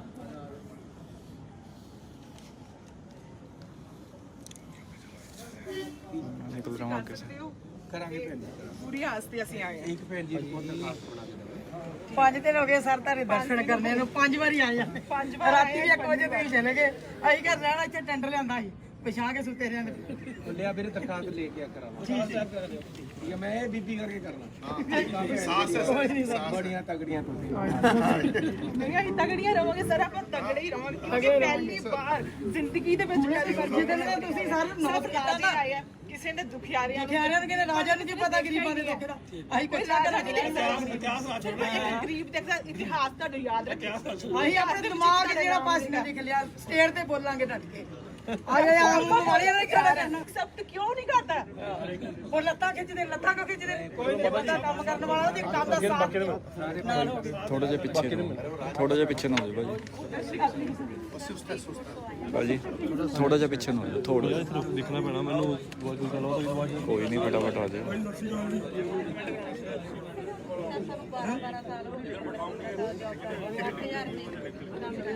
ਲੈਟਰ ਆਉਂਦੀ ਹੈ ਸਾਡੇ ਡਾਕਟਰ ਰਾਜ ਬਹਾਦਰ ਹੈ ਲੈਟਰ ਹੋ ਜਾਂਦੀ ਹੈ ਜੀ ਹੁਣ 15 ਦਿਨ ਪਹਿਲਾਂ ਸਾਡਾ ਡਾਟਾ ਮੰਗਿਆ ਸੀਗਾ ਸਰ ਬਹੁਤ ਦੁਖੀ ਆ ਸਾਡੇ 8000 ਦਾ ਕੁਝ ਨਹੀਂ ਹੁੰਦਾ ਅਸੀਂ ਅੱਜ ਮਿਨੀਮਮ ਵੇਜ ਵਧਾ ਕੇ ਆਏ ਤਾਂ ਉਹਦੇ ਨਾਲ ਵੀ ਤੁਹਾਨੂੰ ਵਧੇਗਾ ਸਰ ਸਾਨੂੰ ਜਲਪ੍ਰਭੂ ਸੇਕਟਰ ਜੀ ਨੇ ਕਿਹਾ ਸੀਗਾ ਵੀ 2017-18 ਤੋਂ ਤੁਹਾਡੀ ਚਿੱਠੀ ਆਈ ਹੋਈ ਰੈਗੂਲਰ ਪਰ ਪੁਰਾਣੇ ਲੱਗੇ ਉਹਨਾਂ ਦੀ ਤਨਖਾਹ ਵਧਾਉਂਦੇ 15 ਸਾਲ ਬੇਨਤੀ ਹੈ ਜੀ ਸਰ ਮੈਂ ਤੁਸੀਂ ਕਰਕੇ ਆਏ ਸਰ ਕੋਸ਼ਿਸ਼ ਕਰਾਂਗੇ ਸਰ ਇੱਕ ਪਾਸੋਂ ਕਹਿੰਦੇ ਵੀ ਖੁਦ ਮੁਖਤਿਆਰੀ ਸੰਸਥਾ ਜਦੋਂ ਖੁਦ ਮੁਖਤਿਆਰੀ ਸੰਸਥਾ ਤੇ ਫਿਰ ਕਰਦੇ ਕਿਉਂ ਨਹੀਂ ਗੇ ਸਰ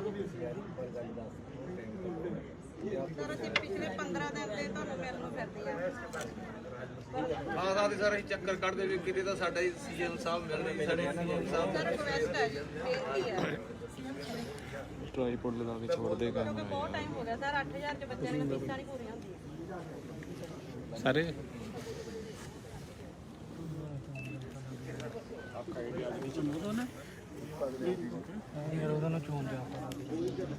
बेटा सुनो लेफ्ट साइड पे सीधे सीधे हो ब्लॉक मत करो सीधे काम को अरे बेटा ਪੰਜਾਬ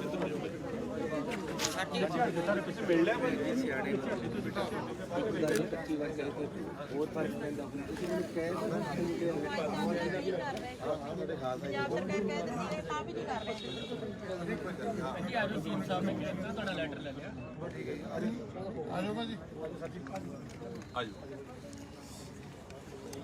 ਆਜੋ ਬਾਬਾ ਜੀ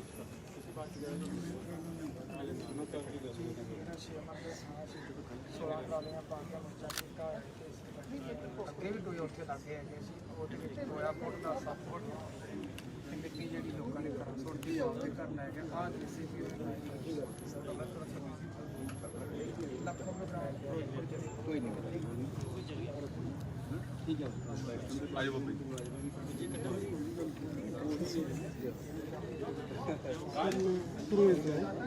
ਬਾਬਾ ਜੀ ਪਹਿਲਾਂ ਵੀ ਮੰਡੇ ਪੀਏ ਨੂੰ 20 ਦਿਨ ਪਹਿਲਾਂ ਕੋਈ ਐਕਸ਼ਨ ਨਹੀਂ ਆਇਆ ਡਾਕਟਰ ਸੁਵੰਤ ਨੇ ਮਸਲੀ ਨਹੀਂ ਕਰਦੀ ਤਾਂ ਬੰਦੀ ਤੋਂ ਰਜਿਸਟ੍ਰੇਸ਼ਨ ਲਾ ਜਾ 40 ਕਿਲੋਮੀਟਰ ਕਿੱਥੇ ਦੇ ਰਹੇ ਇਹ ਕੌਣ ਹੈ ਇਹ ਮੇਰੀ ਬੇਟੀ ਹੈ हेलो 140 किलोमीटर जाती है कितने जा रहे हैं उठ के जाती है कॉलेज का प्रिंसिपल ओके होता सर मंत्री जी आए सर बेनती है सर जो कर ठीक है जी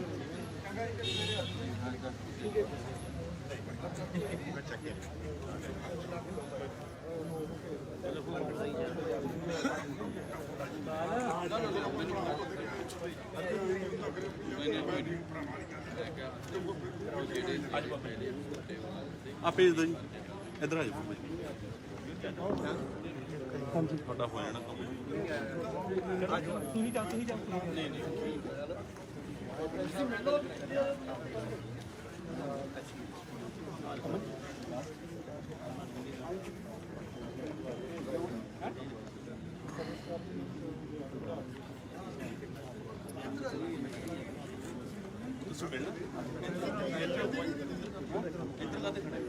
आजा भाई आजा कर लो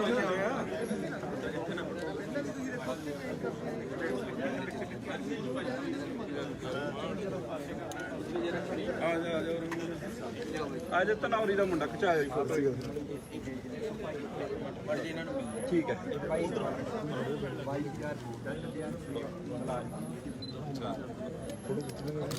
कोई ना पैसे की ला लेनी थोड़ा पीछे हो जाए यार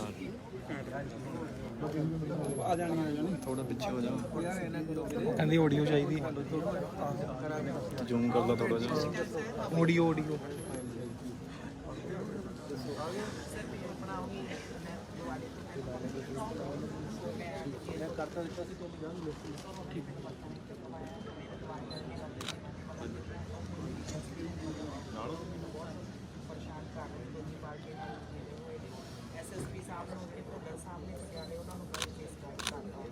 पीछे हो जाओ भाजी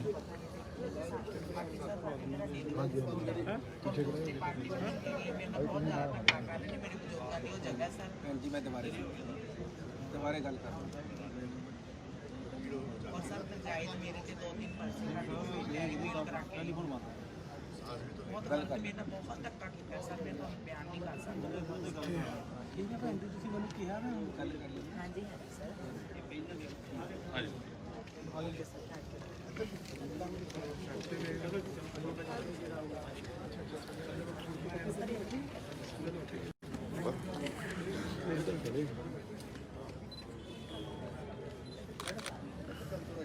अच्छा ठीक है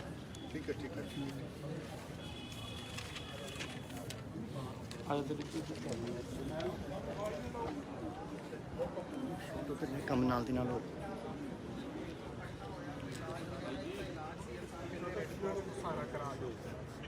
एक किसी फिलेंथ्रोपिस्ट को कह के जी थोड़ी 5-10 हज़ार रुपए की मदद की बेचारे की कराओ 60 रुपये जाता है तो पूरा इलाज कराओ है कल आंदा है गुरपाल नाम जाके बेटा तक डीसी साहब मोगे डीसी को कल मिली 11 ये मेरा नंबर है कोई समस्या है तो मैंने फोन तेन सारी गल हम समझ आ गई चल ਹੁਣ ਅਗਲੇ ਨੂੰ ਆਜੋ ਬੇਟਾ ਤੇਰਾ ਕੰਮ ਨਿਬੜਿਆ ਨਾ ਬਾਬਾ ਜੀ ਦਾ ਨਹੀਂ ਦੱਸੋ ਮਾਨ ਪੱਤਰ ਵਾਸਤੇ ਸਾਹਿਬ ਪੰਜਾਬ ਦੇ ਟਰਾਂਸਪੋਰਟ ਮੰਤਰੀ ਰਾਜਾ ਵੜਿੰਗ ਪੂਰੇ ਐਕਸ਼ਨ ਮੋਡ ਵਿੱਚ ਹਨ। ਦਰਅਸਲ ਵੜਿੰਗ ਮੰਗਲਵਾਰ ਦੇਰ ਰਾਤ 12 ਵਜੇ ਜੀਰਕਪੁਰ ਦੇ ਮੈਕਡੀ ਚੌਂਕ ਤੇ ਪ੍ਰਾਈਵੇਟ ਬੱਸਾਂ ਦੀ ਚੈਕਿੰਗ ਕਰਨ ਲਈ ਪਹੁੰਚੇ, ਜਿਸ ਕਾਰਨ ਉੱਥੇ ਮੌਜੂਦ ਟਰਾਂਸਪੋਰਟਰਾਂ 'ਚ ਹੜਕੰਪ ਮਚ ਗਿਆ। ਵੜਿੰਗ ਸਮੇਤ ਆਰਟੀਓ ਵੀ ਮੌਜੂਦ ਸਨ। ਇਸ ਦੌਰਾਨ ਉਹਨਾਂ ਨੇ ਦਿੱਲੀ ਤੋਂ ਸ਼ਿਮਲਾ, ਵੈਸ਼ਨੋ ਦੇਵੀ ਅਤੇ ਪੰਜਾਬ ਦੇ ਵੱਖ-ਵੱਖ ਰਾਜਾਂ ਤੋਂ ਆਉਣ ਵਾਲੀਆਂ ਟੂਰਿਸਟ ਬੱਸਾਂ ਦੀ ਅਚਨਚੇਤ ਚੈਕਿੰਗ ਕੀਤੀ। ਵੜਿੰਗ ਨੇ ਸਖਤੀ ਦਿਖਾਉਂਦੇ ਹੋਏ ਟੈਕਸ ਚੋਰੀ ਕਰਨ ਦੇ ਦੋਸ਼ ਹੇਠ ਅੱਧੀ ਦਰਜਨ ਟੂਰਿਸਟ ਬੱਸਾਂ ਜ਼ਬਤ ਕੀਤੀਆਂ। ਉੱਥੇ ਉਹ ਖੁਦ ਬੱਸਾਂ ਵਿੱਚ ਚੜ੍ਹਿਆ ਅਤੇ ਸਵਾਰੀਆਂ ਨਾਲ ਗੱਲਬਾਤ ਕੀਤੀ। ढासा बॉर्डर के भी लोग वहाँ पर थे, टिगरी के भी लोग वहाँ पर थे और जो किसान क्रांति गेट है गाजीपुर से ये लोग भी थे। आज सिंघू बॉर्डर पे हुई और अलग अलग टोल से भी लोग वहाँ पाए थे, काफ़ी बड़ी संख्या में लोग थे। वहाँ पर 2-3 महत्वपूर्ण निर्णय हुए। 22 तारीख की जो मीटिंग है संयुक्त मोर्चे की वो लखनऊ में होगी, ये भी वहाँ पे निर्णय हुआ और उसकी भी तैयारी कर रहे हैं। जगह का उसका 10-11 तारीख में उसका फाइनल हो जाएगा जगह कौन सी होगी। और फिर 26 तारीख को, क्योंकि 1 साल हो जाएगा 26 तारीख को, तो उसका भी प्रोग्राम सारे मोर्चों पर प्रोग्राम उसके होंगे 26 तारीख के और अलग अलग राजधानी में उसके प्रोग्राम होंगे। उसमें उत्तर प्रदेश, हरियाणा, पंजाब और राजस्थान की राजधानी में नहीं होगा, दूसरे देश की पूरी राजधानियों पर भी उसके 26 तारीख को प्रोग्राम होंगे। उसके बाद में 29 तारीख का प्रोग्राम होगा। जो बॉर्डर खुले हुए हैं अभी, जो भारत सरकार ने कहा कि बॉर्डर खुल गए हैं, तो वो टिगरी बॉर्डर और किसान क्रांति गेट, ये यूपी गाजीपुर जो बॉर्डर है, तो इस पर 5500 लोग उस दिन अपने ट्रैक्टरों के साथ में, करीब 25-30 ट्रैक्टरों के साथ में जाएंगे दिल्ली में। 500 लोग उसमें रहेंगे और उनका पूरा आइडेंटिटी उन लोगों की रहेगी कि कौन कौन वो लोग हैं, उनके कार्ड वार्ड सब बनाएंगे, यहाँ से देंगे उनको। और जहाँ पे भी पुलिस प्रशासन रोकेगा, अगर बैरिकेटिंग में लगाएंगे तो वहीं बैठ जाएंगे, लेकिन बैरिकेटिंग लगाएंगे क्योंकि सरकार ने तो आगे खोल दिए, तो पहला जाने का अधिकार हमारा भी है, तो हम जाएंगे वहाँ पे। क्योंकि उसी दिन सेशन शुरू होगा, पार्लियामेंट सेशन उस दिन शुरू हो रहा है। तो वहाँ पे जाके बातचीत करेंगे, अपना पार्लियामेंट पे जाएंगे, जहाँ तक भी वे जाने देंगे वहाँ तक जाएंगे, पार्लियामेंट पे जाएंगे, रोकेंगे तो वहाँ रुकेंगे। तो ये प्रोग्राम अभी हैं। अपने जो टेंट वेंट फट गए ये होगा तो उसको चेंज करने का काम करेंगे। जब तक लोगों की गेहूँ की बुआई भी हो जाएगी, धान की जो काम चल रहा वो भी हो जाएगा, कुछ ढिल्ला सा पड़ जाएगा वो भी, तो लोग अपना आने शुरू होंगे उसमें। तो ये 2-3 चीज़ों की आज वहाँ पे घोषणा ही हुई। उस बीच में और मीटिंग होगी, किसी दिन होगी तो फिर वो मीटिंग बताएंगे। तो ये 2 महत्वपूर्ण मीटिंग है। 26 तारीख को पूरे देश की राजधानी सिर्फ 4 स्टेट छोड़ के, राजस्थान, पंजाब, हरियाणा और उत्तर प्रदेश, उत्तराखंड, ये 5 स्टेट छूटेंगे। यहाँ पे जहाँ मोर्चे लगे हुए हैं यहाँ पे लोग आएंगे, इकट्ठे होंगे लोग। ज़्यादा भीड़ नहीं कि बहुत भीड़ उस तरह की आएंगी कि एकदम से पूरी खोल दे दी ना। जितने लोग आ सकते हैं वे लोग आएंगे, मीटिंग होगी और फिर रूटीन में लोग आते रहेंगे। और फिर जो 29 तारीख को जो लोग आएंगे वे या तो वही लोग रहेंगे जो 26 में आ जाएंगे, वही वहाँ पर चलेंगे। तो वे करीब 500 लोग होंगे, उनके पूरे आइडेंटिटी कार्ड उनके बनेंगे। वे ट्रैक्टरों के द्वारा जो रास्ते खोले गए उन्हीं रास्तों से दिल्ली में अंदर जाएंगे। यह है, इन पर सब लोग अपना ध्यान रखें। और लखनऊ वाली मीटिंग भी 22 तारीख की है, उस पर भी अपना ध्यान रखें। कई बड़ी मीटिंग हो जाएगी, बीच में गंगा स्नान भी रहेगा, लोग वहाँ पे भी ज़्यादा जाएंगे। लेकिन गंगा स्नान 19 तारीख तक है, उसके बाद में फ्री हो जाएंगे। 7-8 दिन लोग 11-12 तारीख से जाने शुरू हो जाएंगे गंगा स्नान पे भी, और वे 20 तारीख तक वापसी आएंगे। तो ये कई प्रोग्राम रहेंगे, सर्दी भी शुरू होगी। और जो लोग भी यहाँ पर अपना कपड़े का ध्यान रखें, कपड़े जरूर लेकर आए। ਰਾਜਸਥਾਨ ਦੇ ਬਾੜਮੇਰ ਜੋਧਪੁਰ ਹਾਈਵੇ ਤੇ ਇੱਕ ਵੱਡਾ ਹਾਦਸਾ ਵਾਪਰਿਆ ਹੈ। ਇੱਥੇ ਇੱਕ ਪ੍ਰਾਈਵੇਟ ਬੱਸ ਤੇ ਟੈਂਕਰ ਟਰਾਲੇ ਨਾਲ ਭਿਆਨਕ ਟੱਕਰ ਹੋ ਗਈ। ਦੱਸਿਆ ਜਾ ਰਿਹਾ ਹੈ ਕਿ ਇਸ ਹਾਦਸੇ ਵਿੱਚ ਬੱਸ 'ਚ ਸਵਾਰ 12 ਲੋਕਾਂ ਦੀ ਸੜਨ ਕਾਰਨ ਮੌਤ ਹੋ ਗਈ ਹੈ। ਹਾਦਸੇ ਤੋਂ ਬਾਅਦ ਬਾੜਮੇਰ ਜੋਧਪੁਰ ਹਾਈਵੇ ਤੇ ਜਾਮ ਲੱਗ ਗਿਆ। ਦੱਸਿਆ ਜਾ ਰਿਹਾ ਹੈ ਕਿ ਟਰੈਕਟਰ ਨਾਲ ਟਕਰਾਉਣ ਕਾਰਨ ਬੱਸ ਨੂੰ ਅੱਗ ਲੱਗ ਗਈ। ਹਾਦਸੇ ਦੇ ਸਮੇਂ ਬੱਸ ਵਿੱਚ 25 ਲੋਕ ਸਵਾਰ ਸਨ। ਪ੍ਰਸ਼ਾਸਨ ਬੱਸ ਨੂੰ ਕੱਢਣ ਵਿੱਚ ਸਫਲ ਰਿਹਾ। पुलिस बल भी वड्डी गिनती 'ਚ मौके ਤੇ पहुंच गई है। ਬੱਸ 'ਚ ਸਵਾਰ ਇੱਕ ਯਾਤਰੀ ਨੇ ਦੱਸਿਆ ਕਿ ਬੱਸ ਬਲੋਤਰਾ ਤੋਂ ਸਵੇਰੇ 9:55 ਵਜੇ ਰਵਾਨਾ ਹੋਈ ਸੀ। ਇਸ ਦੌਰਾਨ ਸਾਹਮਣੇ ਤੋਂ ਗਲਤ ਸਾਈਡ ਤੋਂ ਆ ਰਹੇ ਇੱਕ ਟੈਂਕਰ ਨੇ ਬੱਸ ਨੂੰ ਟੱਕਰ ਮਾਰ ਦਿੱਤੀ, ਜਿਸ ਤੋਂ ਬਾਅਦ ਬੱਸ ਵਿੱਚ ਅਚਾਨਕ ਅੱਗ ਲੱਗ ਗਈ। ਅੱਗ ਇੰਨੀ ਭਿਆਨਕ ਸੀ ਕਿ ਕੁਝ ਹੀ ਮਿੰਟਾਂ ਵਿੱਚ ਬੱਸ ਸੜ ਕੇ ਸੁਆਹ ਹੋ ਗਈ। ਹਾਲਾਂਕਿ 10 ਲੋਕਾਂ ਨੂੰ ਸੁਰੱਖਿਅਤ ਬਾਹਰ ਕੱਢ ਲਿਆ ਗਿਆ ਹੈ। ਘਟਨਾ ਦੀ ਸੂਚਨਾ ਮਿਲਦੇ ਹੀ ਪੁਲਿਸ ਅਤੇ ਪ੍ਰਸ਼ਾਸਨ ਮੌਕੇ ਤੇ ਪਹੁੰਚ ਗਏ ਹਨ। ਬਚਾਅ ਕਾਰਜ ਜਾਰੀ ਹੈ ਅਤੇ ਇਸ ਦੇ ਨਾਲ ਹੀ ਹਾਦਸੇ 'ਚ ਮਰਨ ਵਾਲਿਆਂ ਦੀਆਂ ਲਾਸ਼ਾਂ ਨੂੰ ਕੱਢਣ ਦੀ ਕੋਸ਼ਿਸ਼ ਕੀਤੀ ਜਾ ਰਹੀ ਹੈ। ਹਰਿਆਣਾ ਦੇ ਸਿੰਘੂ ਬਾਰਡਰ ਤੇ ਚੱਲ ਰਹੇ ਕਿਸਾਨ ਅੰਦੋਲਨ ਦੌਰਾਨ ਇੱਕ ਹੋਰ ਕਿਸਾਨ ਦੀ ਮੌਤ ਹੋ ਗਈ। ਕਿਸਾਨ ਦੀ ਲਾਸ਼ ਸਰਹੱਦ ਤੇ ਹੀ ਨਿੰਮ ਦੇ ਦਰਖਤ ਦੇ ਨਾਲ ਲਟਕਦੀ ਮਿਲੀ। ਉਹ ਪੰਜਾਬ ਦੇ ਫਤਿਹਗੜ੍ਹ ਸਾਹਿਬ ਜ਼ਿਲ੍ਹੇ ਦਾ ਰਹਿਣ ਵਾਲਾ ਸੀ ਅਤੇ ਲੰਮੇ ਸਮੇਂ ਤੋਂ ਅੰਦੋਲਨ ਨਾਲ ਜੁੜਿਆ ਹੋਇਆ ਸੀ। ਥਾਣਾ ਕੁੰਡਲੀ ਦੀ ਪੁਲਿਸ ਨੇ ਲਾਸ਼ ਨੂੰ ਕਬਜ਼ੇ ਵਿੱਚ ਲੈ ਕੇ ਕਾਰਵਾਈ ਸ਼ੁਰੂ ਕਰ ਦਿੱਤੀ ਹੈ। ਜਾਣਕਾਰੀ ਅਨੁਸਾਰ BKU ਸਿੱਧੂਪੁਰ ਨਾਲ ਜੁੜੇ ਪੰਜਾਬ ਦੇ ਫਤਿਹਗੜ੍ਹ ਸਾਹਿਬ ਦੇ ਅਮਲੋਹ ਤਹਿਸੀਲ ਦੇ ਪਿੰਡ ਰੁੜਕੀ ਦਾ ਰਹਿਣ ਵਾਲਾ 45 ਸਾਲਾਂ ਦਾ ਗੁਰਪ੍ਰੀਤ ਸਿੰਘ ਪਿਛਲੇ ਕਾਫੀ ਸਮੇਂ ਤੋਂ ਸਿੰਘੂ ਬਾਰਡਰ ਤੇ ਸਾਥੀਆਂ ਨਾਲ ਟਰਾਲੀ 'ਚ ਠਹਿਰਿਆ ਹੋਇਆ ਸੀ। ਉਸ ਦੇ ਸਾਥੀ ਦੀਵਾਲੀ ਤੋਂ ਪਹਿਲਾਂ ਘਰ ਪਰਤ ਆਏ ਸਨ। ਉਦੋਂ ਤੋਂ ਉਹ ਟਰਾਲੀ ਵਿੱਚ ਇਕੱਲਾ ਹੀ ਰਹਿ ਰਿਹਾ ਸੀ। ਪੁਲਿਸ ਇਸ ਦੇ ਆਲੇ ਦੁਆਲੇ ਹੋਰ ਟਰਾਲੀਆਂ 'ਚ ਰਹਿੰਦੇ ਕਿਸਾਨਾਂ ਤੋਂ ਵੀ ਜਾਣਕਾਰੀ ਇਕੱਠੀ ਕਰ ਰਹੀ ਹੈ। ਪੁਲਿਸ ਨੇ ਇਸ ਸੰਬੰਧੀ ਰਿਸ਼ਤੇਦਾਰਾਂ ਨੂੰ ਵੀ ਸੂਚਿਤ ਕਰ ਦਿੱਤਾ ਹੈ। ਪੁਲਿਸ ਇਹ ਪਤਾ ਲਗਾਉਣ ਦੀ ਕੋਸ਼ਿਸ਼ ਕਰ ਰਹੀ ਹੈ ਕਿ ਕਤਲ ਹੋਇਆ ਹੈ ਜਾਂ ਇਸ ਨੇ ਖੁਦਕੁਸ਼ੀ ਕੀਤੀ ਹੈ। ਇਹ ਸਨ ਅੱਜ ਦੀਆਂ ਮੁੱਖ ਖਬਰਾਂ। ਮੈਨੂੰ ਮਨਪ੍ਰੀਤ ਕੌਰ ਨੂੰ ਦਿਓ ਇਜਾਜ਼ਤ। ਹੋਰ ਵਧੇਰੇ ਖਬਰਾਂ ਲਈ ਜੁੜੇ ਰਹੋ ਇੰਡੀਆ+ USA ਦੇ ਨਾਲ।